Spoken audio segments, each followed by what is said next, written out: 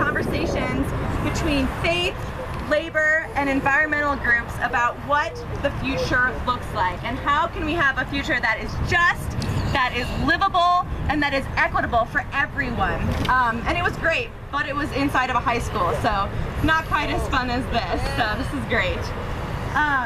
All right, so this is a national, actually an international day of action, you guys. I'm sure you've seen it on social media. There's over 800 climate events happening across the world today. And we're one of them, which I think is pretty darn exciting. I think there's something like 240 of them in the United States, and 9 of those are in Colorado. So if you're from Colorado, woo!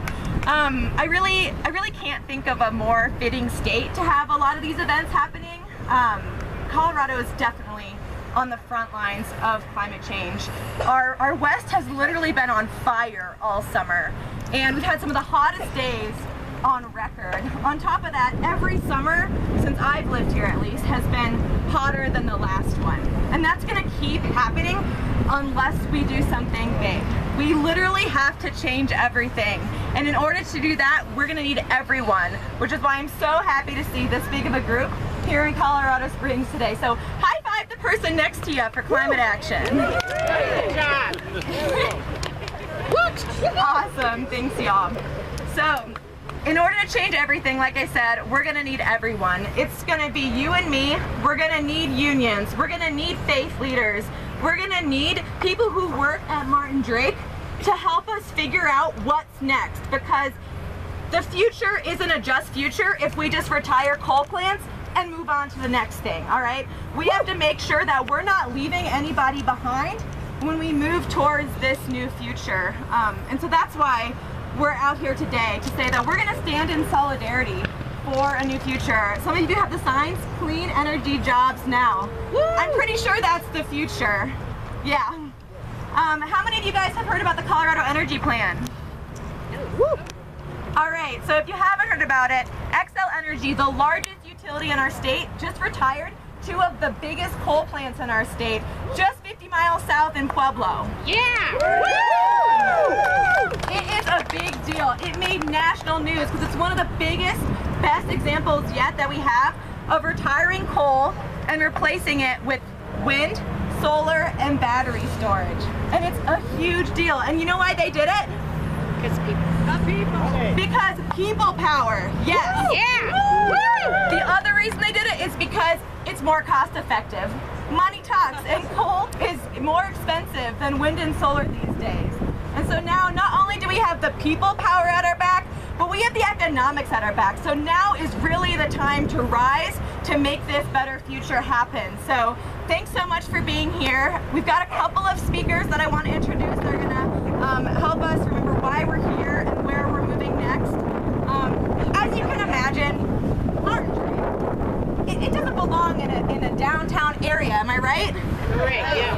All right, so the first speaker that I want to introduce, her name is Kate Rockwitz, and she is a badass teacher who works down at, or just recently retired, but worked down at Palmer High School, and she's going to tell you a little bit about what she saw working at the high school that is closest to one of the only urban coal plants that is still left in our country.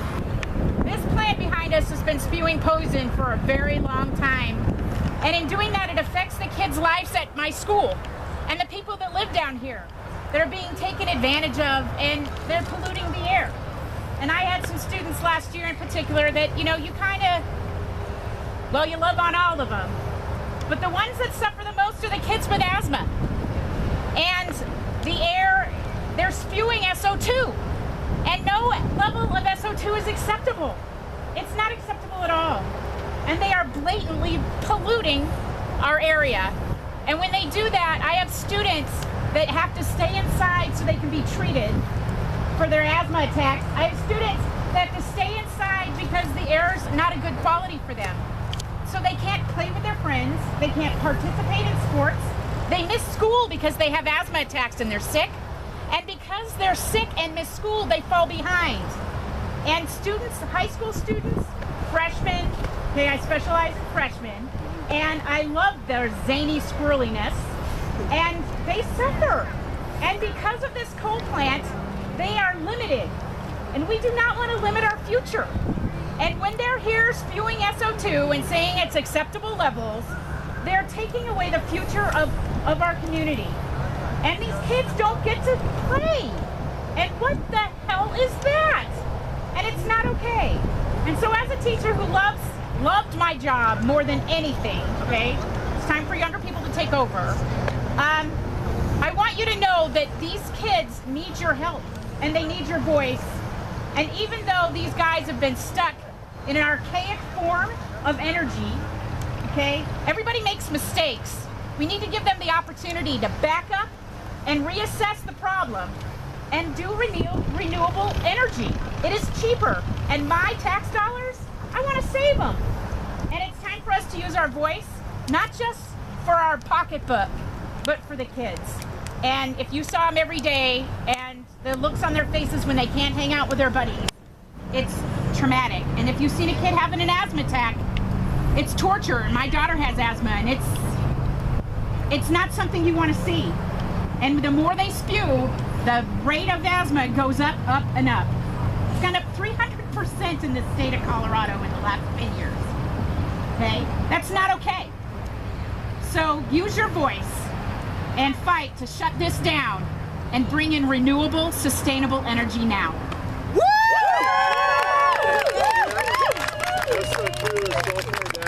Fred, what do we want? Clean air! When do we want it? Now! What do we want? Clean air! When do we want it? Now! Woo! All right, our next speaker, I want to introduce my friend Kevin Mitchell over here with Empowerment Solidarity Network.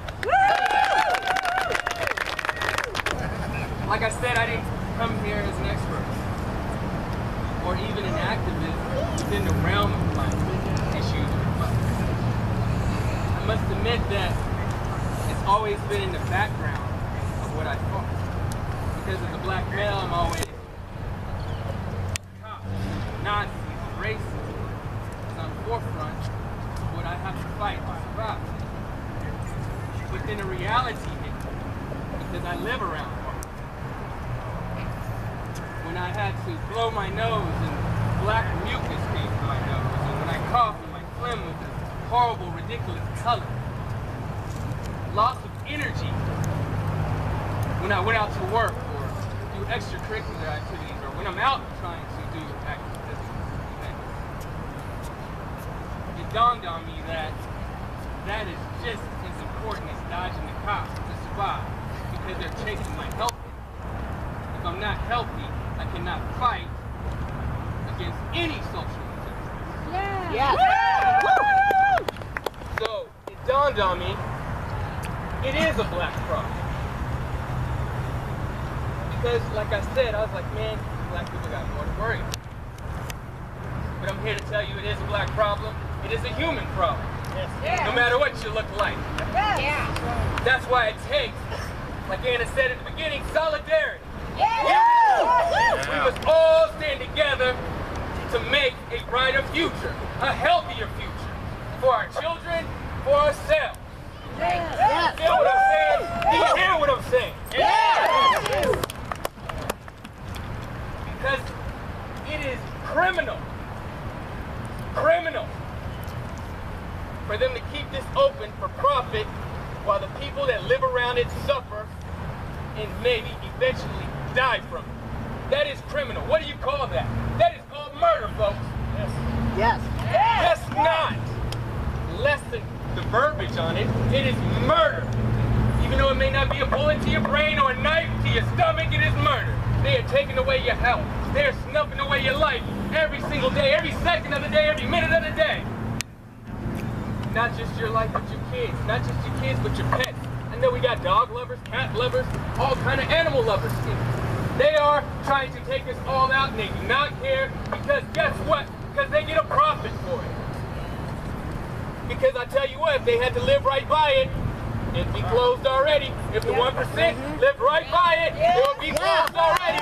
So, what I'm saying today is I go back into my community and let them know it is our problem too. Let's stand with our brethren and our sisterin, and let's fight to get this right so the future is bright. And it's not just bright, but it's healthy.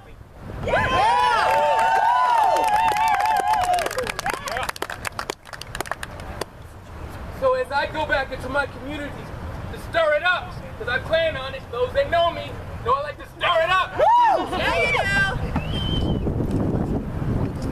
I put it on all of us. I challenge all of us.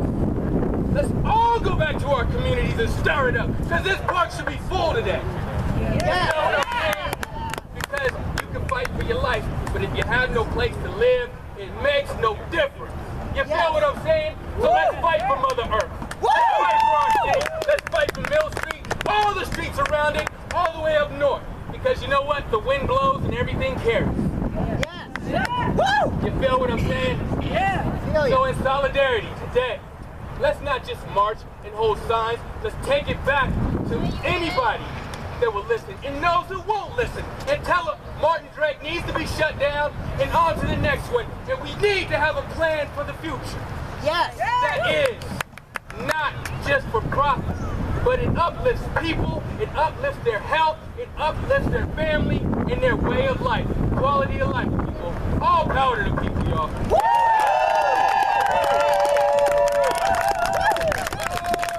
You don't have to be an activist to make change. You can vote.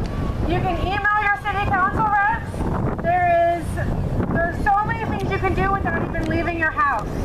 So, you know, send an email to your city council rep, tell them that you want Drake closed, that you want renewable energy, and you know what? We're going to take a quick little jaunt, and we're going to follow the trail, and we're going to take it up to Cimarron, and we're going to group together for the best group photo Colorado Springs has ever had. Right with the Drake plant behind, and then Anna and I are going to use this picture to close down the plant. Please follow us. We've got Jacob here. He's live streaming. He's also 350 Colorado Springs. He's going to lead, and then I'm going to follow you guys. So I'll meet you up there. Thank you so much for coming.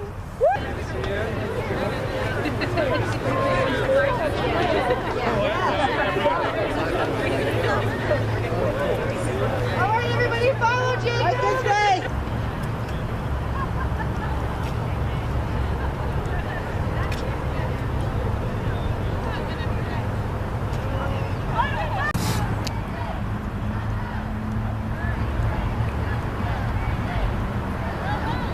Martin Drake has got to go. Hey, hey. Ho, ho. Martin Drake has got to go. Hey, hey. Ho, ho. Martin Drake has got to go. Hey, hey. Ho, ho. Martin Drake has got to go. Hey, hey. Ho, ho. Martin Drake has got to go.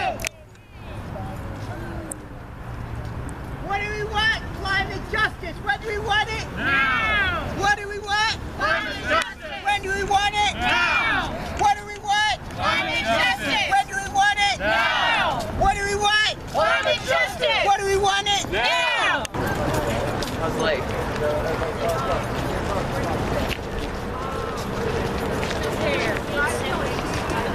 Deep and ugly.